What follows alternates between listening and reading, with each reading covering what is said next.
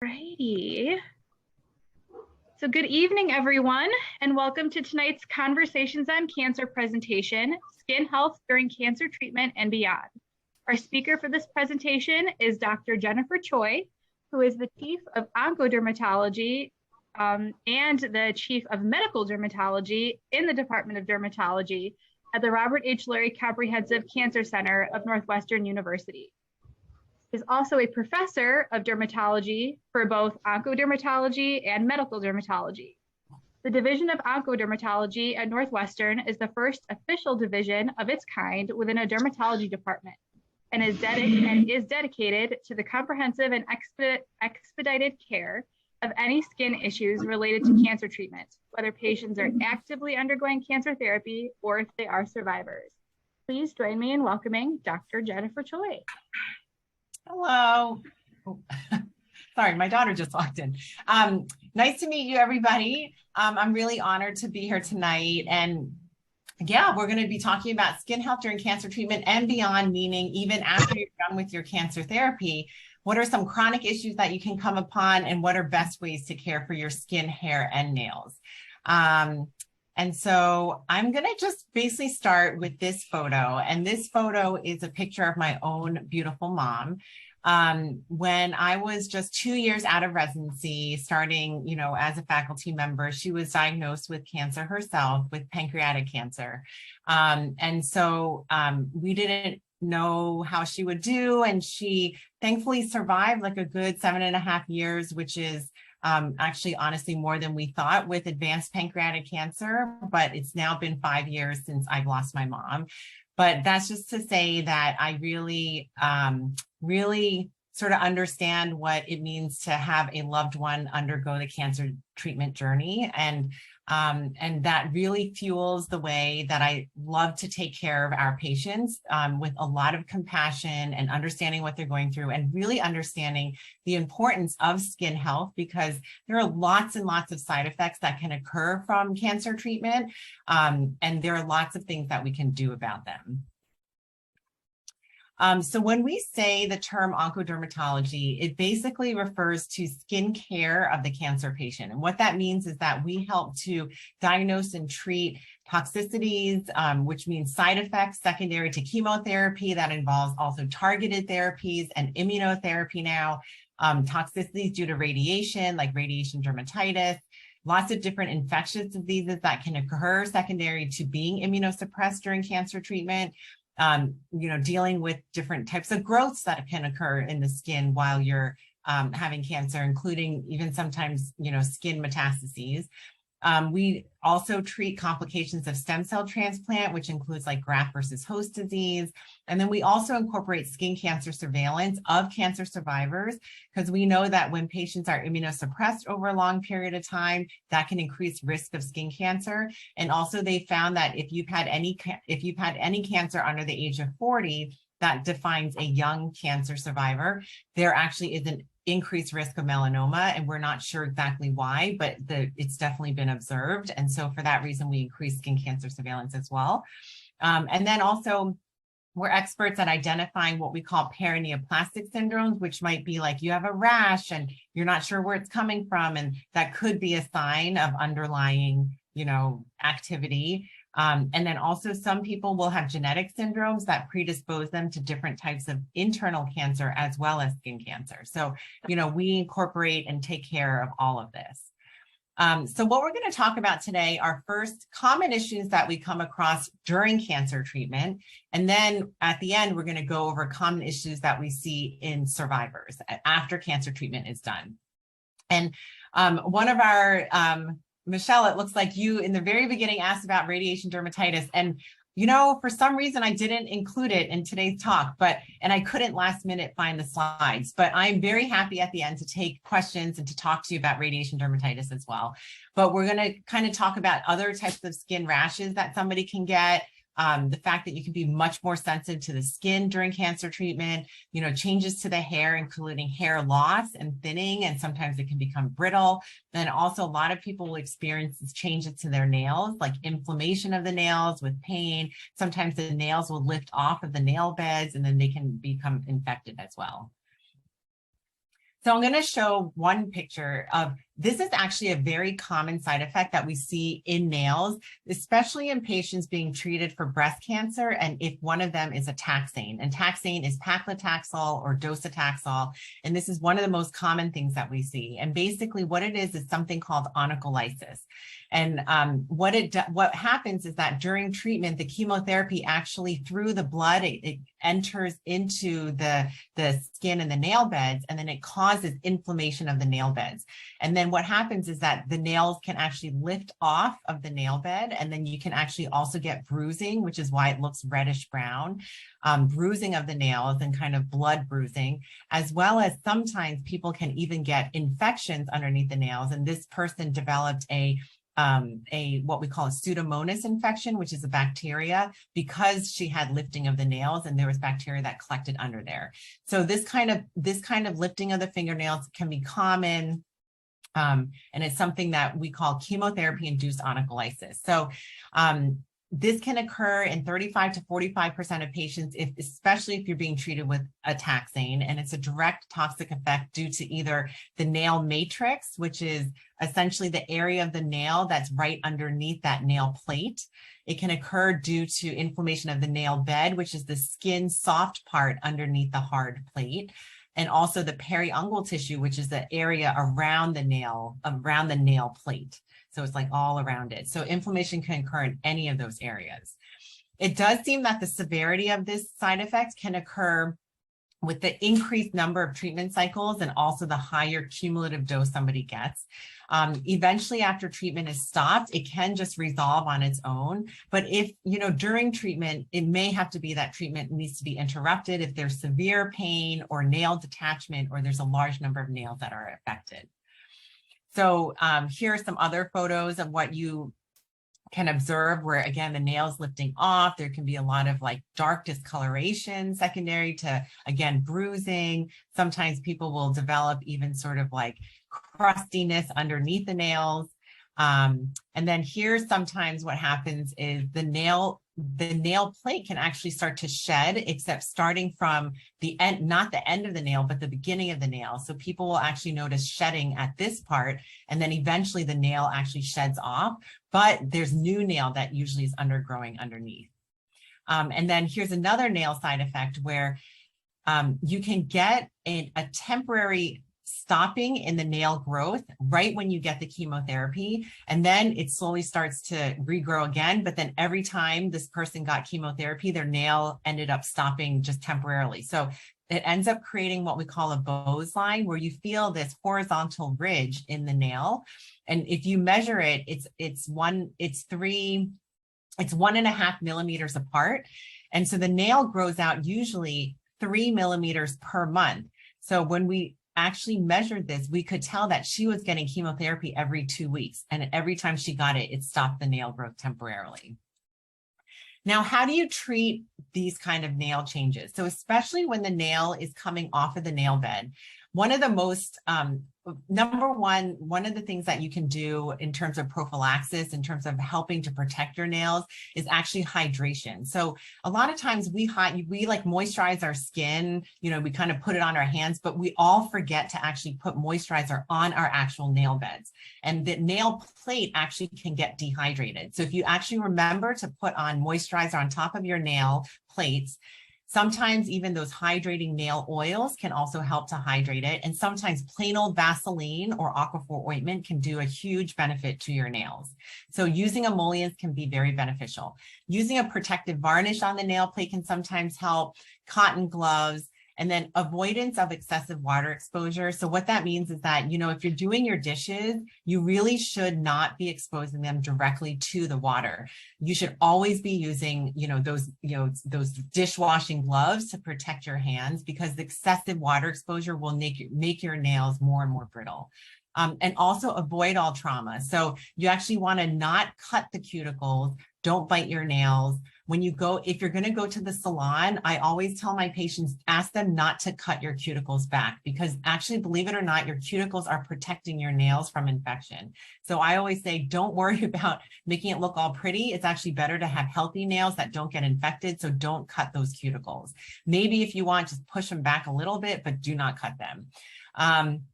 Also, we really don't recommend artificial nails or acrylic nails, because that can be very harsh on your nail plate.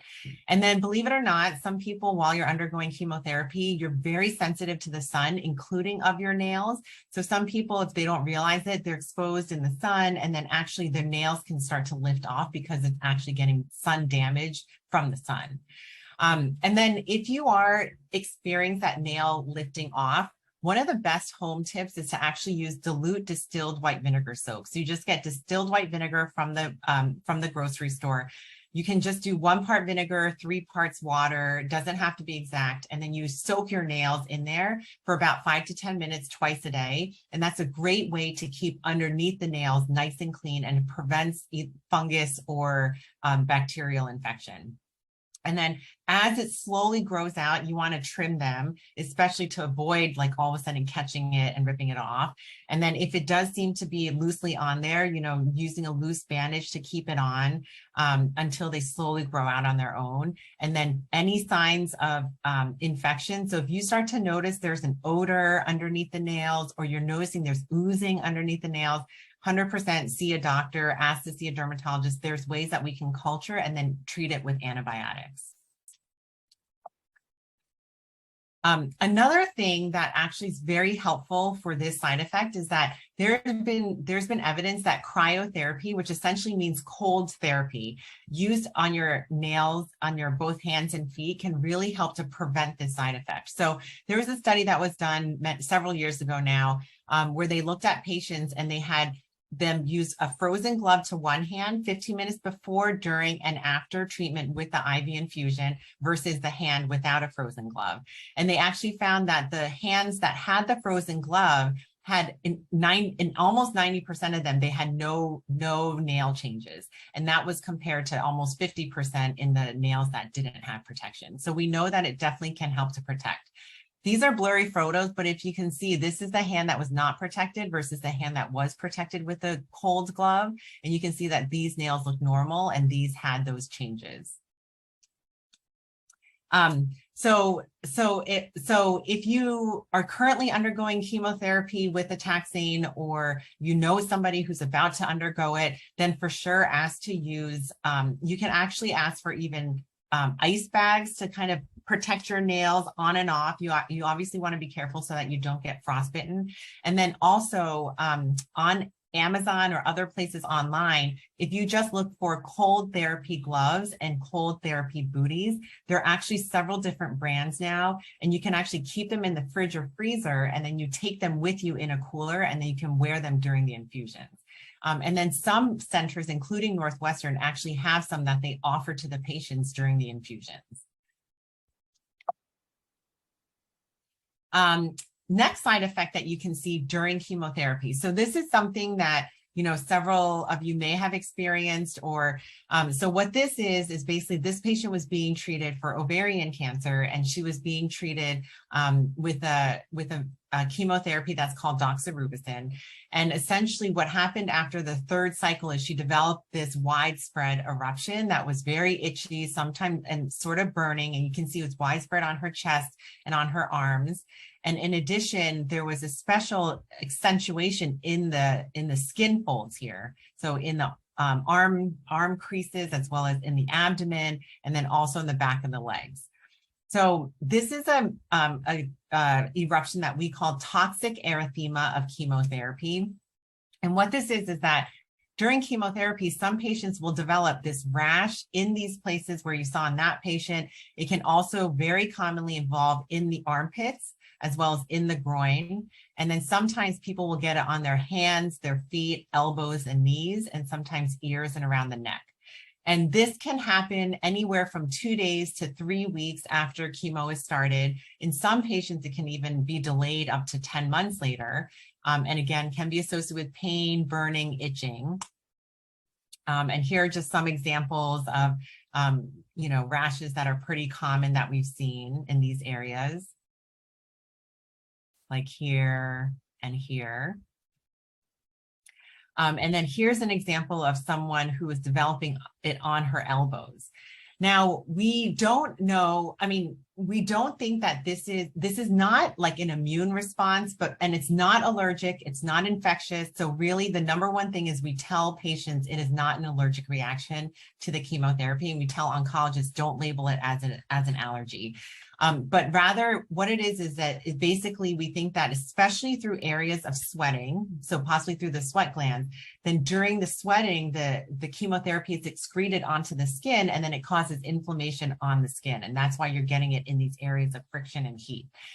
It's treated by using a topical steroid, and usually, again, you can ask to see a dermatologist because it's usually prescription strength that's needed. You can start with like a hydrocortisone 1%, or just even like emollient or Vaseline can help if it's mild. Otherwise, we will use a prescription strength topical steroid that can make a huge difference. If it's really severe, sometimes we actually need a short course of an oral steroid like prednisone. And then a couple things that can help. So essentially, if you notice that on that patient, you saw it on the elbows. So what a lot of times during chemotherapy treatment, you're sitting on the chair and you're resting your elbows on the armrest. And then basically, if you're like that for either 30 minutes or sometimes up to 3 hours or more, it can create a lot of pressure on that area. Same thing is that, a lot of times you're being offered a warm blanket to sit in and keep you warm during the infusions. But in fact, that warmness is actually helping, or it's like causing sweating underneath in the armpits and in the groin area. So actually, we actually say that unless you're really cold, try to actually stay cool and don't use those warming blankets. Don't put your elbows directly on the armrest. Instead, just let them rest and, kind of rest at your side. And then it seems to help that as soon as you're done with the infusion, go home and take a shower. Because then if you get it all off the skin, then there's a lower chance that you might get this. So that's another reaction that you can see. And then this is just to say that, with treatment, it can get better. It can resolve. There's a little bit of peeling as it gets, as it heals. But if the same agent is given at the same or higher dose, then recurrences can occur and become more intense. So, that's why it's important to see somebody if you are developing this, and other ways that we can treat it besides topical steroids and emollients is sometimes doses may need to be reduced, or you can lengthen the interval between the doses that the oncologist will feel is okay. And then that can also help to manage this. Okay, alopecia. So we know that hair loss is also one of the most common things that can occur secondary to chemotherapy. There are also lots of new chemotherapies these days, like immunotherapy and targeted therapies, and actually hair loss does not necessarily occur during those, but still, especially for breast cancer, a lot of the chemotherapies can very typically cause hair loss. In a survey, they found that almost 60% of patients will consider hair loss as the most troubling adverse event of chemotherapy. Number one being nausea and vomiting, but second can be hair loss. And then in another survey, they found that 8% said that if they knew that this would happen and not necessarily get back their normal amount of hair, that they may have even declined chemotherapy. So that just goes to show that how much this can affect people. It can begin 1 to 3 weeks after chemo is started. And then after chemo is finished, then it can take 3 to 6 months to even start regrowing. So that is something that we counsel patients on. It can take time for your hair follicles to kind of re-trigger and start to grow again. And when it does regrow, it can regrow with a different color or texture. And then in up to 40% of patients treated with taxanes, which is like that docetaxel or paclitaxel, hair may not regrow completely to the original thickness. So it's what we call persistent chemo-induced alopecia. And this is what this is. And, some surveys have shown that 6 months, 40% still will not have their hair regrowth. At 3 years, with certain ones, especially taxanes, even up to 42% don't have their original hair amount. The taxanes are, again, one of the most common agents, and we know that this can affect quality of life. So if somebody does have persistent, so there are some people where they will have the normal hair loss, and then 3 to 6 months later, their hair starts to grow, and then they do regrow their normal amount of hair and everything looks great. It can be curly, whereas it wasn't before. It can even be a different color than it was before, but the hair is back. So that's great. Now, in the patients where the hair never regrows to the original volume, then there are other things that should be checked. So we should also check for possible iron deficiency, thyroid dysfunction, anemia, and vitamin D level, because if these are off, these can contribute to persistent hair loss. So we always test for that. Also remember that sometimes ongoing medications can also lead to hair loss and prevent it from regrowing. And that's especially in our breast cancer population. After chemotherapy is done, then they're put on an estrogen inhibitor. And we know that estrogen inhibitors are a very common source of persistent hair loss. And, sometimes patients have to be on it for 5 to 10 years. And then throughout that whole time, their hair may not regrow back to the original volume. Also, there's another type of hair loss called post-stress. Can you give me 1 second? Hold on 1 second. I'm so sorry. And then there's another type of hair loss that's post-stress. And so what that means, we have a term called telogen effluvium. And we are seeing a lot of this these days because, COVID is still active, and COVID has been one of the most common sources of this type of hair loss, but it can be any kind of post-stress. So physical, meaning like you have an illness, you've gotten COVID, you got any other type of infection, you had a high fever for some reason, you had surgery, you got into an accident, like any kind of physical stressor can trigger this type of hair loss. And then also keep in mind that extreme emotional stress can also cause this type of hair loss. And this type of hair loss, what happens is that usually 3 months after that trigger, whatever it is, all of a sudden you will notice crazy shedding. So shedding, like your hair just starts to come out, you take a shower and all this hair is coming out in your hands, and people really stress out about this because it feels very alarming. Now, this is that type of post-stress. Now, if you do have this type of hair loss, it's not permanent. So that's the number one thing. It will, even if you do nothing, eventually stop on its own. It can last anywhere from 6 to 12 months, which kind of feels like forever.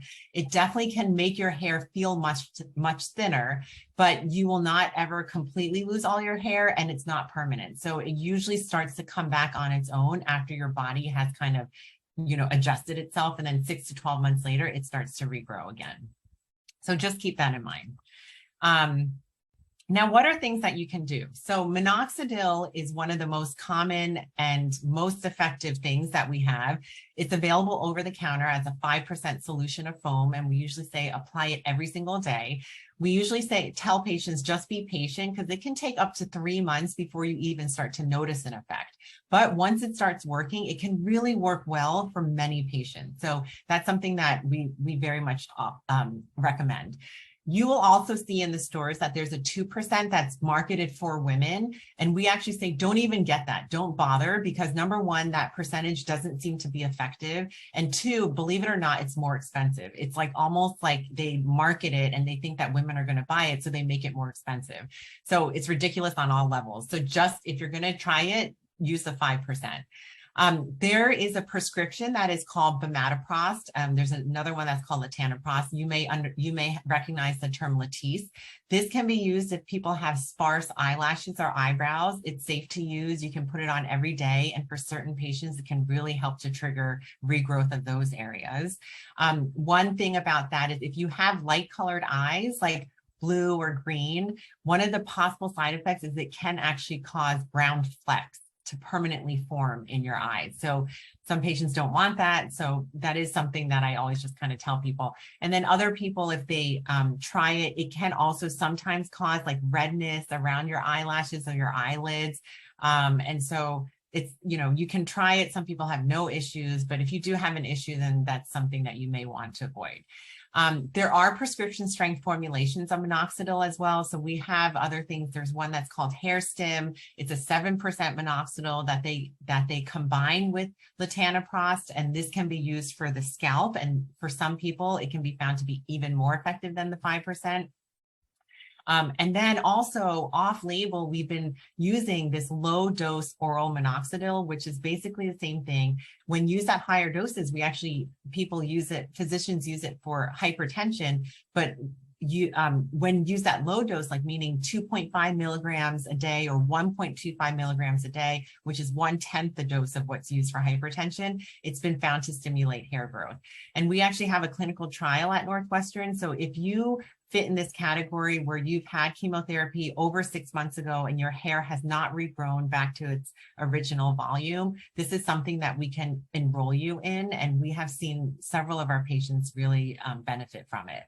And then lastly is efficacy of scalp cooling. So if you are actively undergoing chemotherapy or you know somebody who's going to, then the scalp cooling has been shown to help prevent hair loss.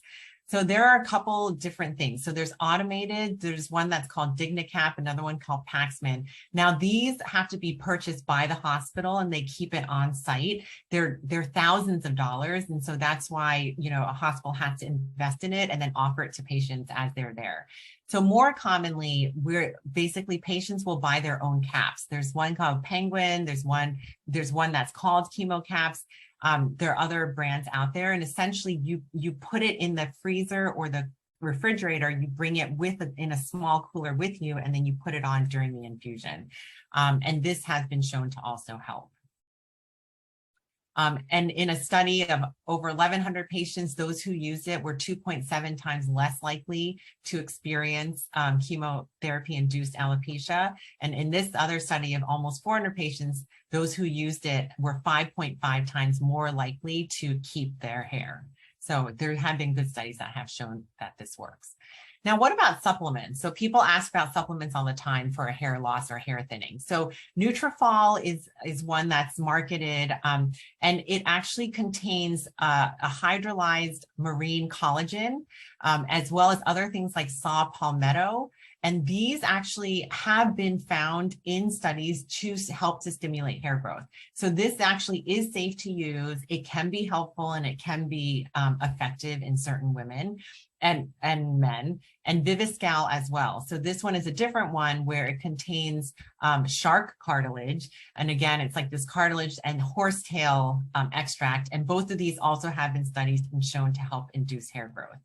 Now, the only thing is if you are a breast cancer survivor and you're on an estrogen inhibitor, then you do not want to take any of these because it can actually help, it can actually contribute to increasing the metabolism of the estrogen inhibitor, which makes the estrogen inhibitor less effective. So just FYI, don't take it if you are taking an estrogen inhibitor. Now, other people ask, what about biotin? Does that help? So it actually has not been shown to help with hair growth. So we actually don't recommend it anymore in terms of like, if you want to try to stimulate hair growth, don't take biotin for that reason. And then if you are taking biotin, because it can maybe sometimes help with strengthening of your nails, then what we always warn patients about is that it can interfere with thyroid function labs and cardiac enzymes. So if you know you're going to go for testing for thyroid function, or if you happen to like have chest pain and you need to go to the ER and they need to make sure that you're not having a heart attack, you need to tell them that you're taking biotin because it can actually interfere with cardiac enzymes. And then and if you know you're going to go for like a non-emergent blood test like thyroids, just stop it a week in advance and then it's fine. Okay, so what are common issues in survivorship? So after chemotherapy is done, then a lot of people deal with dry skin. Your skin can definitely feel more dry, be prone to dermatitis more than before, scars. Some people will have hyperpigmentation, which are dark spots that they may have developed during cancer treatment, increase in sun sensitivity in general. And again, to be really aware of skin cancer awareness, because a lot of people are then more at risk of skin cancer. And then hair, we talked about, actually, it's all the same kind of discussion in terms of that. But then sometimes nails in general, they can be more brittle and they can split and crack. So in terms of dry skin, so this can be a result of chemotherapy, surgery, radiation. Winter skin means that all of us in the winter, the heat is on, there's less humidity, and also we just kind of get dry, itchy skin in the winter. And it can also dry out from being in, like we said, indoors and having the heat on, and then also your skin can dry out from sun exposure. So a couple practical tips in terms of things that you can do for this. So a lot of people love their hot showers or their hot baths, but in general, lukewarm water is the best. So avoiding prolonged hot showers or baths because hot water really dries out your skin. So trying to use lukewarm water is best. Bathing, it's okay if you don't have really dry skin. Bathing every day, taking a shower every day is totally fine. But if you actually do have really dry skin, then actually bathing every other day is actually probably advised because it can be less drying. And then also don't use bubble baths because those bubble baths are actually really kind of irritate and, believe it or not, dry out your skin more. Don't vigorously scrub. I would just use your hands, honestly, or very soft washcloth. And then use very little soap and only in areas that are needed. So meaning like you actually don't really need soap on like every part of your skin. If you're going to use soap, use it like on the armpits, under the breasts, in the groin, on the feet. And then if you are going to use a soap, we usually say use something that is non-fragranced, something that's gentle and hydrating. So I really personally like Dove Sensitive Skin, either the bar soap or the foam. And I really do not like Ivory or Irish Spring because they dry out your skin really badly. And I've seen patients come in with really bad rashes and itching because if they use a very fragrant, strong, stripping type of soap, it can damage your skin. If your skin is really dry, then even Cetaphil cleanser is a good alternative to soap. And then reduce bathing time to 5 to 10 minutes. After you bathe, just very gently pat it with a towel. Don't totally rub it dry. And actually, it's best to apply moisturizer while your skin is still damp. You'll be amazed at the difference if you apply your moisturizer while it's still damp. And then using moisturizers. So there are some that I like more than others just because they have ceramides, which is an essential part of your skin in terms of hydration. So in dry skin, the ceramides have been found to be lacking or decreased in the skin. It really helps to make your skin barrier stronger. So CeraVe is a good one that has ceramides. La Roche-Posay is another one. There's one that's called Lipicar Balm Triple Moisturizing Cream. I really like these brands. Other ones that you may know, Cetaphil, Eucerin. If it's really dry, you can take Aquaphor or Vaseline and mix it into the moisturizer, into the cream, and that can help a lot too. And then just apply it several times a day, especially after bathing. But even if you're not taking a bath or shower, then just apply it as often as you can. Facial moisturizers, any of the ones that are on the body are fine for the face as well, but some people don't want something as heavy because sometimes it can lead to, if you use a moisturizer that's very heavy, if you're acne prone, it can sometimes worsen the acne or, things like that. So these are just some of really good moisturizers for the face. La Roche-Posay makes these. One is called Double Repair Face Moisturizer. Another one is called Tolerian Ultra. Skin Fix makes one that's called Triple Lipid Peptide Cream. Vichy Mineral 89, this is one that's more like a moisturizing hyaluronic acid serum. So what people will do is put this on and then on top of that, put a cream moisturizer. It can really help to lock in the moisturizer, especially in the winter when it's really dry.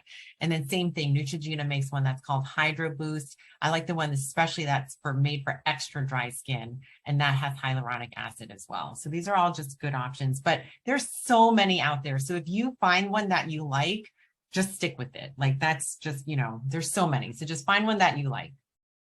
Now, hands and feet, they can be really dry. A lot of people have cracking in their fingers, in their heels during the winter, especially. So for this, using certain moisturizers that are heavier can really make a difference. So O'Keeffe's makes ones that's called Working Hands. Again, you can just put it in there and then you can even put this with a different moisturizer on top.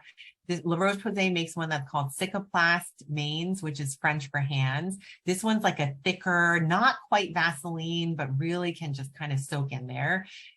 Especially for the heels that are cracked. If you use a moisturizer that contains something called urea, it really helps to soften that skin and helps the cracks to heal in. So Utterly Smooth is a good one. You can go on Amazon and just look up urea, and they have lots of different creams. The strongest is Urea 40, so look for one's Urea 40. There's another one that's called Cicaplast Balm, really nice for the hands. And then this is an interesting one where it's called Gloves in the Bottle, where if you know you're going to be washing your hands a lot, you basically put a moisturizer on and then put gloves in a bottle, lotion on top, and it almost like shields your skin. So it doesn't feel greasy. I personally use it at work during the winter where it almost feels like you can feel this shield. So when you're washing your hands all the time, it's almost like an invisible glove. So it can be very helpful for people who are washing their hands a lot. And then one of my favorite tips for fissures, like if you do have a painful fissure in your finger or in your heels, is actually go straight for crazy glue. So it can't be liquid bandage, it can't be new skin. You have to actually be crazy glue or like Gorilla Glue, where it's actually cyanoacrylate. And what this is, and it's safe, it does not get absorbed into your system, it doesn't contribute, it doesn't cause cancer, nothing like that. Basically, you just fill the crack with the crazy glue, or you almost like you pinch the fissure together and you put it on top to seal it. And it basically creates this seal that's almost like a top bandage. It really relieves the pain and it helps the skin to heal in from the bottom. And if you need to, reapply every day. And then eventually when the fissure is healed, this crazy glue just peels off your skin. So this is a wonderful tip. Also online, you can find something called gel gloves and gel socks. And you can see that outside is fuzzy. On the inside, there's this gel lining. So you can put on moisturizer or Vaseline and then cover it with one of these gel gloves or socks. And it can really help to moisturize your skin. And then finally, there's this thing called finger cots, which almost look like condoms for the fingers. But really, if you do have a painful fissure, this is the same thing. You can put on like moisturizer and then just put this on to protect your finger and also help to hydrate it, keep it hydrated. And then also avoid using colognes, perfumes, kind of perfume powders on your skin, because again, that can be irritated when you have dry skin. And then also something that people don't think about. So using laundry products that are scented can also irritate your skin, especially when it's dry or inflamed. So go for the unscented laundry products, including detergents or fabric softeners. And then, make sure it's dye-free and perfume-free, because for your sheets, for your clothes, for your pillowcases, it can really help. And then finally, like if you do have dermatitis and it's like itchy and really burning, then definitely see somebody so that you can get a prescription. And then these will really help a lot. Other things, don't wear tight or rough clothing. Wool clothes and new clothes can be irritating. And then also avoiding saunas and steam baths, because that can, again, dry out your skin even more. And then if it's really dry, consider using a humidifier in your room, because that can also help to hydrate just everything. And then if your skin is not just dry, but also itchy, basically other things that are over the counter. So Sarna lotion has menthol. This can help. CeraVe has one that's called Itch Relief Cream. Aveeno has one that's called Oat Repair Itch Relief Balm. These are all very helpful over-the-counter things, and keep it in the fridge, because when you put it cold, the coldness itself helps with the itching. So keep it in the fridge. If you're itchy, put it on. Prescription topical steroids can help a lot, using antihistamines if needed, like Zyrtec, oatmeal baths. And then if you really are itchy, we often will prescribe something called phototherapy, which is it's totally different from tanning beds. It's a safe, like medicinal type of light treatment where you stand in a booth, and the ultraviolet rays actually help to decrease itching on your skin. Brittle hair and nails. So, using hydrating conditioning formulas, minimize blow drying. We talked about moisturizing your nails, wearing gloves while you wash your dishes, and then using hydrating varnishes. So here are a couple of things that are on the, online that you can consider getting. Nail Aid makes one that's called Keratin 3-Day Growth.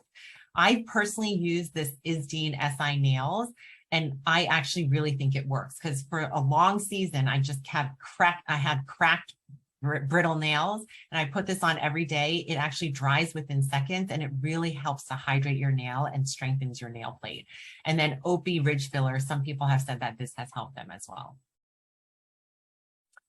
Now, what about scars? So a lot of people have scars from surgery of their cancer, and from port scars, things like that. And, this can be very bothersome to patients. And you can see that sometimes it can heal just fine, being nice and flat, but a lot of times it can heal like raised, it can be tender even, it can be itchy. And then certain populations, certain people can actually be very prone to keloids, where there's a really thick scar on top of where that original incision was.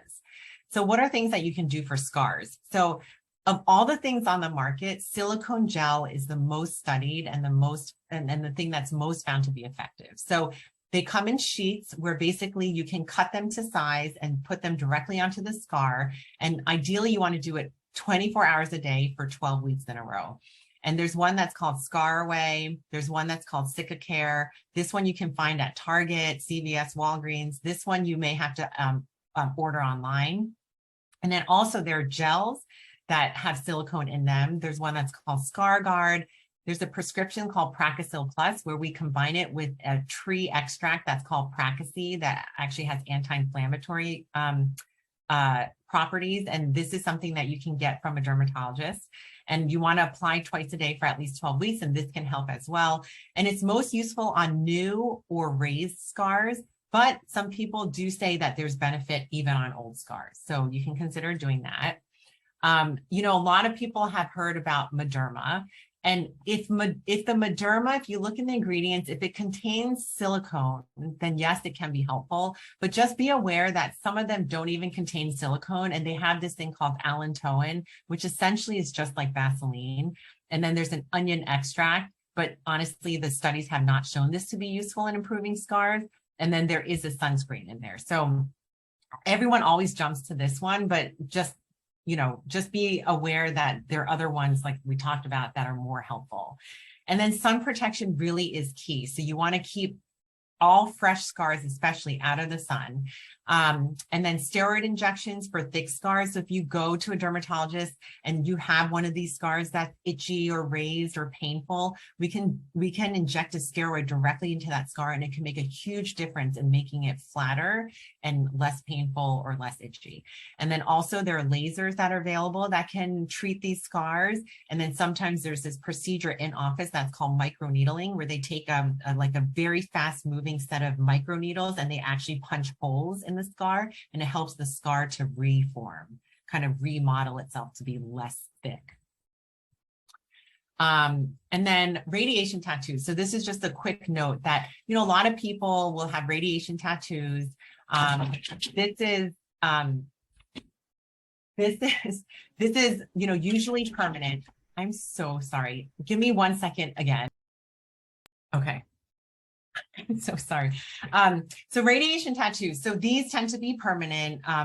And, some people are not bothered by them at all, but this is just to note that if you are bothered by them, there is an option to do a laser removal, or sometimes we'll do a very simple punch removal where we numb up the skin, take a little tiny round tool, and we just take it out, put in a stitch, and it heals great. So that's just to note that. And then hyperpigmentation and hypopigmentation. So some patients from different rashes that they've gotten during chemotherapy or during cancer treatment, it can lead to these like long-term type of discoloration. And this can be a result of inflammation. So basically, the number one thing is just knowing that time itself will help these to fade and sort of like even out. Sunscreen is really, really crucial in terms of dyspigmentation of the skin. So using sunscreen every single day year round. Topical retinols or retinoids can be very helpful because it helps to basically very gently chemically exfoliate the skin. It helps with cell turnover. And so it helps that pigmentation to lift off more effectively over time. There's 2 over-the-counter that are available. One is called Differin. They both have the same active ingredient, adapalene, and the other one is La Roche-Posay Epiclair. Vitamin C serum can be very helpful. There are lots of ones over the counter that you can consider getting. You want to make sure that if you try this, the vitamin C is kept in a dark bottle so that it doesn't oxidize and become ineffective. Topical niacinamide, if you kind of look around at Target, they have like different ones that say niacinamide serum. This actually has been shown to gently improve with hyperpigmentation. And then there are prescriptions available as well, including hydroquinone, which helps to bleach the skin if somebody has like dark spots.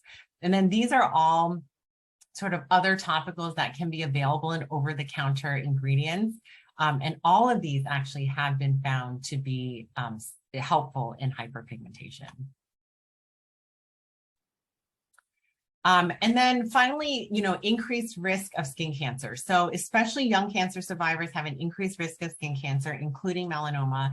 But anyone who has been on immunosuppression, after you're off the immunosuppression, then it does seem that your risk of skin cancer then actually becomes less, which is such good news. But if somebody's on it for prolonged, you can be at increased risk for skin cancer, so especially melanoma. So what is melanoma? It basically is a cancer that arises from the melanocytes, which are the skin cells in our skin that produces pigment. It's found in skin, eyes, and hair.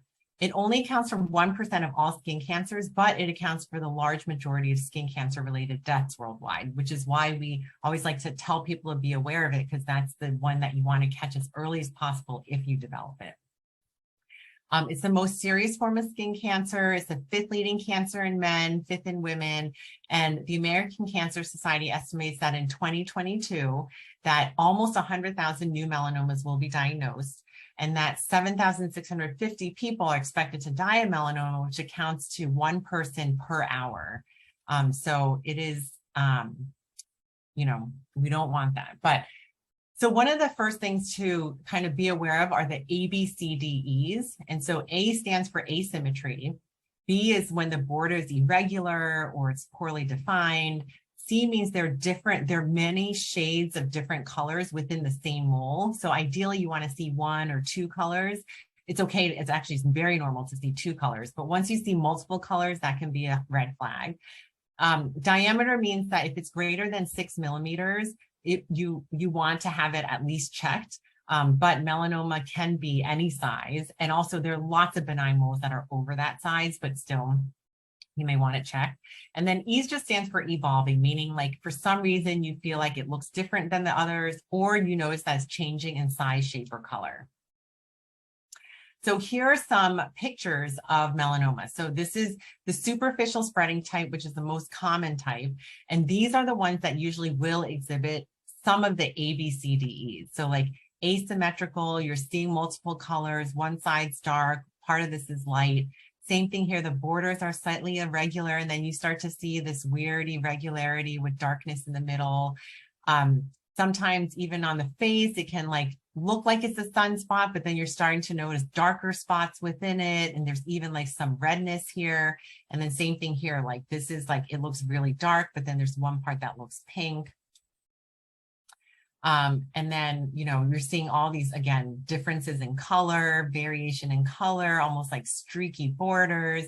These are all melanomas that I picked up in my clinic. And then here's even a patient who had a melanoma, and then she developed what looked like a pink rash on top of her scar. And in fact, this was recurrent melanoma. And then there's another type of melanoma that's called nodular melanoma, where it accounts for only 10 to 15% of cases. The first one we saw accounts for like 70% of cases, but the nodular ones can look more like round and regular, except the key is that they grow pretty quickly. So if you see something where you're like, oh, well, that looks new, and then you notice over the next month or two that it's like visibly growing pretty quickly, then you definitely want to have it checked. These can sometimes have variation in color and in borders, but sometimes look like they're perfectly round. And they can be any color, so black, brown, pink, red. And then there's this type that's called lentigo maligna, which accounts also only for about 10 to 15% of cases, where this can occur in patients who are more in like the 70s to 80s age range, and it can occur within a sunspot that may have been there for decades. So let's say you have a sunspot that you have had since you were 40 or 50, and then you notice that slowly over time, there's something changing within that sunspot. There's a part that gets darker. There's a part that starts to develop this black dot. There's a part that just looks red all of a sudden. So if anything like that, you want to have it checked, because some of these sunspots can slowly turn into melanoma. And then finally, this accounts for only about 10% of less or less of all cases, something called acrolentiginous melanoma, where it can occur on the fingers, toes, nails. And it can occur, in areas that you don't think are chronically sun exposed. And we actually think that this type of melanoma is not directly due to sun exposure. And so if you ever notice something that looks like a bruise, but it's not going away, and sometimes melanomas on the nails will look like a dark streak that's new and different, or it starts to change over time. And then the other thing to note is that in patients with skin of color, that includes Black, Asian, and Hispanic people, this acrolentiginous melanoma accounts for 70% of all melanomas that will occur in those populations. So they tend to develop much less of the other type of melanomas and more of this one. And so in certain ethnicities, these stripes in the nails are actually very normal. But then if all of a sudden there's a stripe that starts to widen or get darker or, start to spread onto the skin, then 100% that's the sign that you want to have it checked.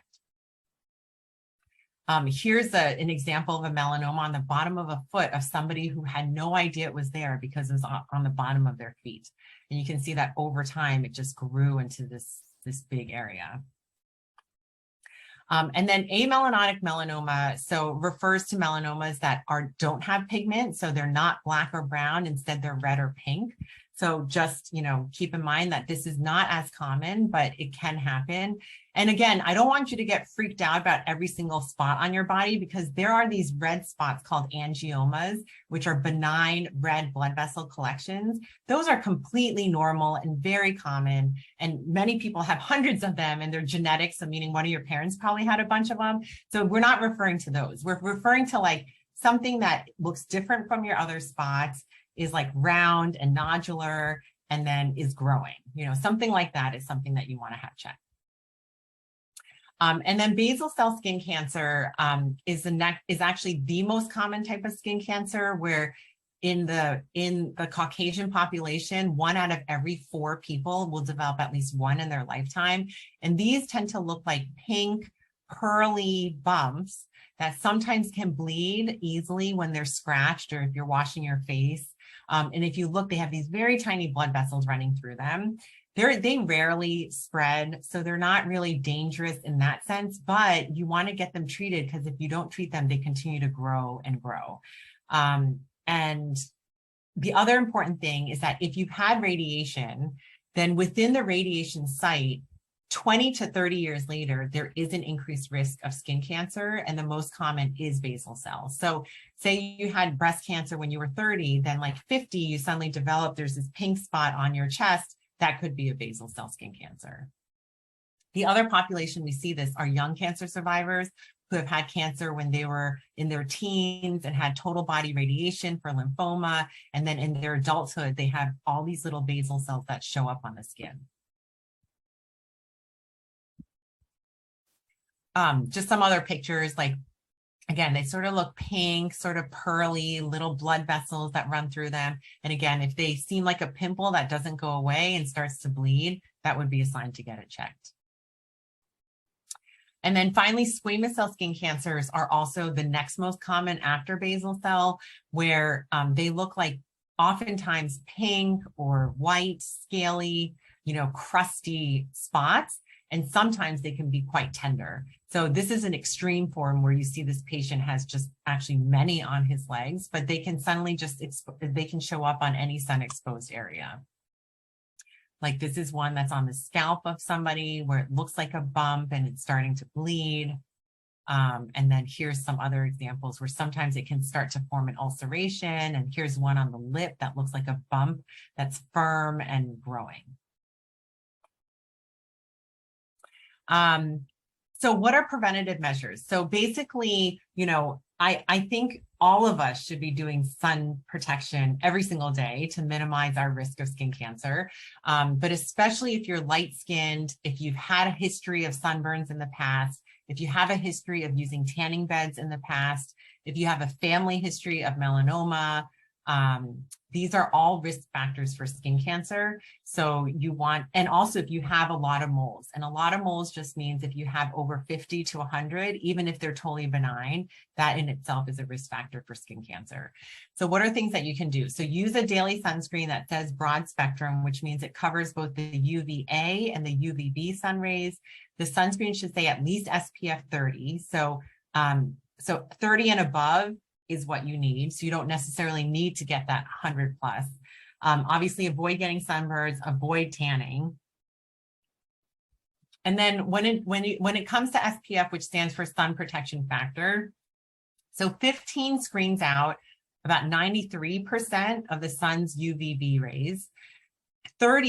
SPF 30 screens out 97%, but you see that SPF 50 screens out only 1% more, 98%. And then SPF 100 is like 98.5%. So really anything beyond SPF 30 is actually minimally more effective. So, that kind of thing. But when they did a study where they had patients use SPF 100 versus like an SPF 30, it did show that the 100 did seem to protect against sunburn better. But it's hard to know if it really was the actual 100 or was it because the patients who knew that they were using 100, they were using it more consistently and putting on enough. So that's all to say that we usually say 30 and above is fine, but 100 is great also if you want.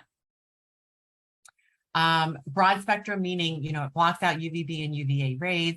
There are different types of chemical blockers. So one of them is a chemical blocker, which basically absorbs the UV rays in your skin and it prevents it from damaging your skin. And these go by avobenzone, oxybenzone, ecamsol, other ones. And then there are physical blockers, which include titanium dioxide and zinc oxide. So the physical blockers, believe it or not, also absorb the UV rays, but they also partly block the UV rays so that the UV rays actually kind of bounce off your skin. Now, the key difference here is that they're actually both very effective. Neither one has ever been shown to cause cancer. So there's a lot of myth going around there that sunscreen can cause cancer. It is totally not true.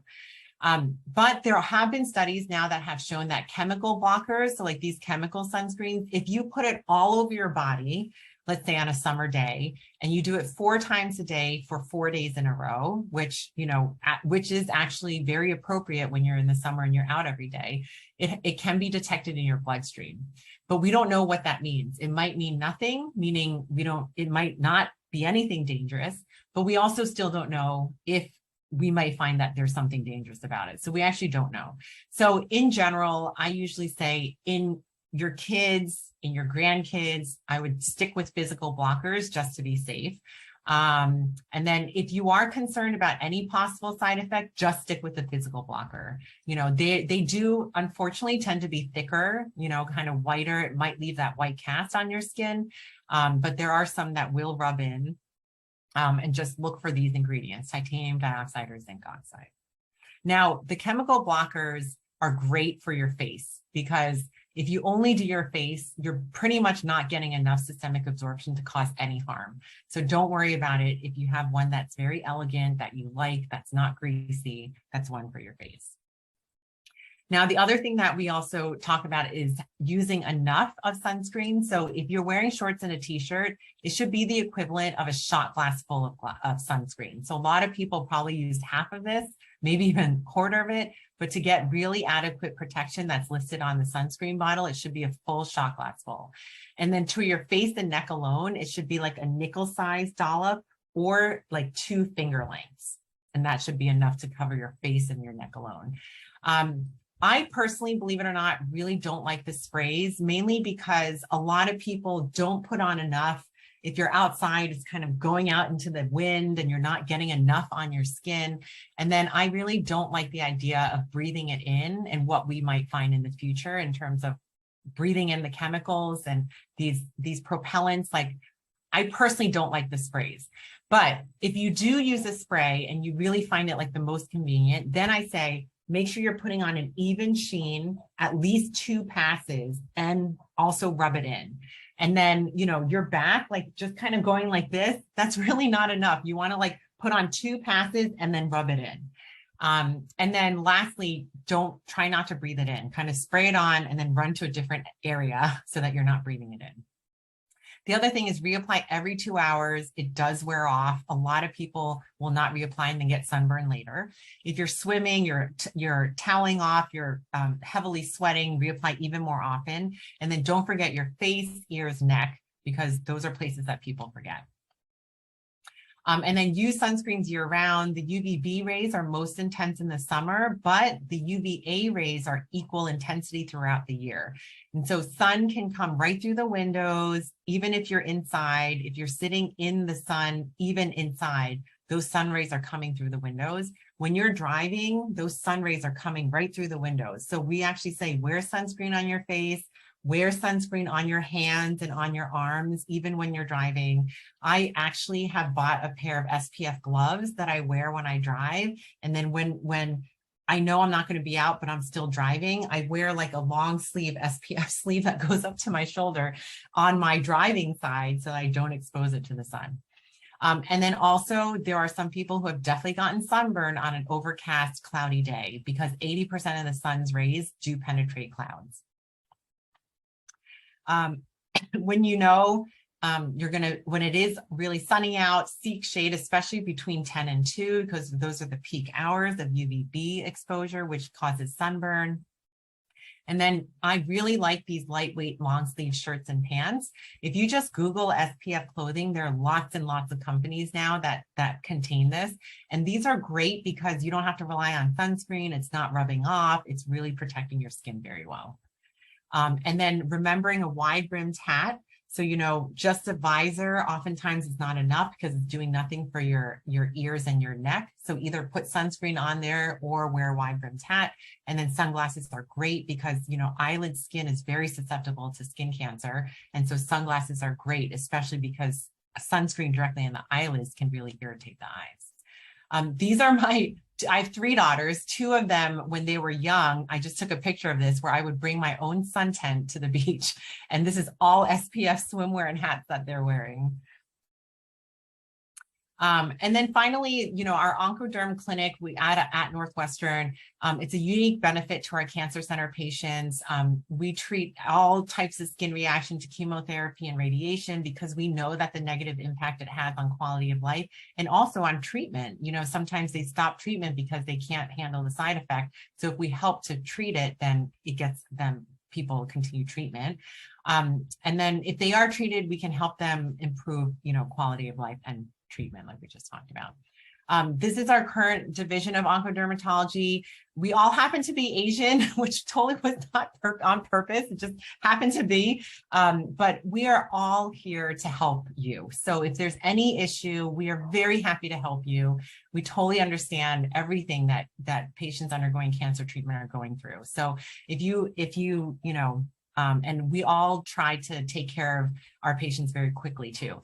We have 2 dedicated oncodermatology nurses, Brittany and Katie. So they're also a wonderful part of our team and we all work together very closely.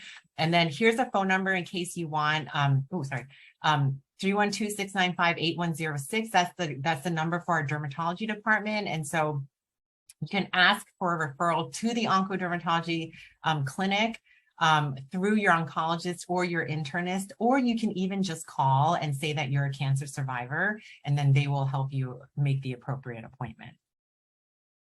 And then this is just to show, some clinical trials and, clinical trials, some of the best treatments come through clinical trials because clinical trials are those studies that are looking at hopefully effective things even before they're approved or found to be effective. And so, just a couple of things that we're working on, looking at that persistent or permanent chemotherapy-induced hair loss with this daily oral minoxidil. If there's certain symptoms, chemotherapies that cause hand-foot syndrome where people get really severe redness and swelling of their hands and feet. So we have this clinical trial that's about to open with this new compounded ointment. And then we're also doing quality of life surveys on patients who develop skin reactions to immunotherapy. And then there are a whole bunch of other things that we're doing behind the scenes. So I'm happy to take any questions. We totally didn't talk about radiation, but I'm happy to answer specific questions about that. So first of all, thank you so much, Dr. Choi, for that amazing presentation. I'm going You're to welcome. stop our recording here. Maybe.